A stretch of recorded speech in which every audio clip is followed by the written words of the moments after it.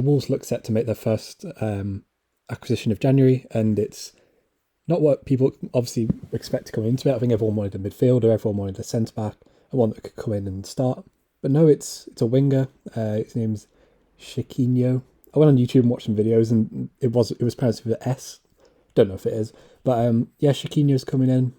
It's been reported by everyone: Tim Spears, Fabrizio Romano. So it looks like it'll get done. It's kind of a hard player to talk about because no one's really watched him, or no Wolves fans anyway.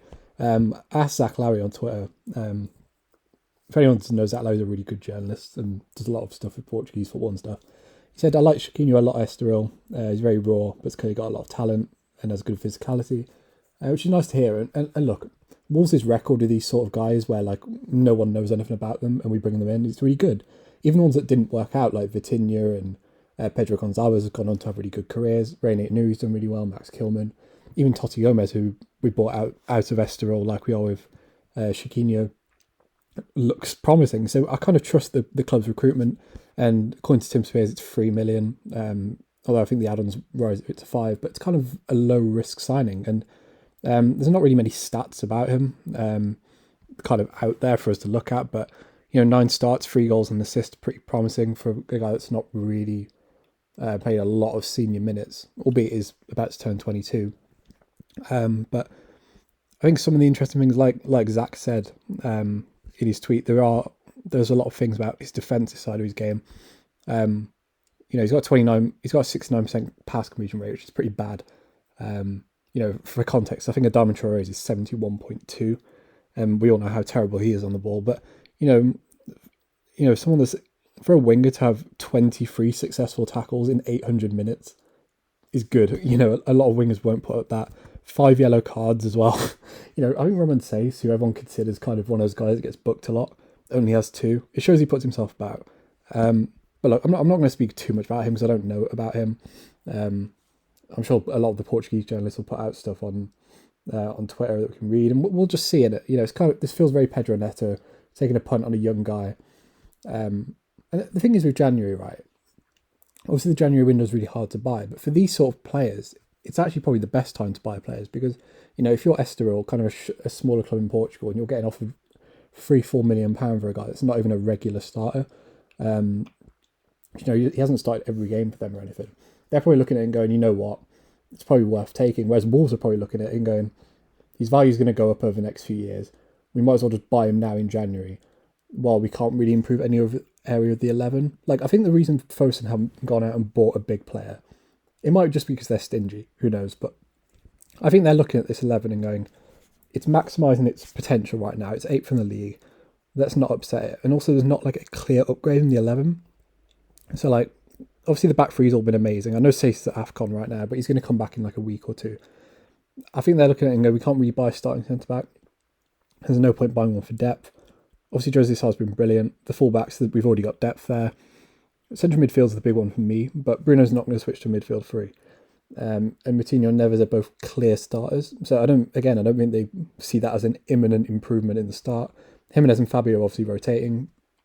And then we've got so many wingers at the club. So I think they're just looking at it and going, and obviously Pedro's coming back as well. I think they're looking at it and just going, you know what? This Chiquinho guy's an opportunity in the market, which is what they always keep, and Scott Sellers and all these guys keep doing interviews. It's all they ever bang on about. We'll buy a player if they come available for the right price. I think they're looking at it and go, you know what, it's worth a punt. We back our scouting, and they're buying him now before his value increases. And I think with the wide players as well, I know we have a lot of wide players at the club, but no one has any idea who will be here next season. Obviously Adama Traore's got the whole contract stuff going on right now. He might be gone by the end of the year for all we know. Probably will be as well. Obviously Pedro Neto's just come back from a knee injury, and look, he could be great when he comes back, but also he could be terrible and he might not be the player he once was. Obviously Daniel Podence is our form winger right now, but he's only played 600 minutes. He's never been a consistent starter for us, mainly because of injury, granted, but he's never really been a reliable figure. Hwang, it looks like we are going to buy him permanently at the end of the season, but we don't know that. We don't know how he's going to come back from that injury. Same with Trincao, we don't know if we're going to buy him permanently. And then obviously Morgan Gibbs-White's playing out on the right for Sheffield United this season. So we have a lot of wingers at the club, and Chiquinho's just another one. But I think Wolves are looking at this and going, you know what, let's buy him for a couple of million, bring him in, while Pedro Neto's coming back, while Huang is injured. Throw him in, and if he does well, it means we can save 20 million on Adama by selling him, or maybe 12 million on Huang's permanent, or however much Trincao is to buy permanently. I think the club are just looking at this and going, it's an opportunity in the market. He's cheap. He has potential. He's in the Portugal under-21s with Vitinha and Fabio Silva. And they're looking at it and going, you know what, he's worth a punt. If he's terrible, we can just sell him back to Portugal. And if he's good, it saves us more money in the summer by not having to buy Trincao, Huang, or giving Adama 100 grand a week. I think that's how Fosun are looking at it. And look, we don't know if he'll adapt. He could be terrible. But people that have actually watched him rate him. And I don't mind Wolves doing this sort of business because we're generally pretty good at it.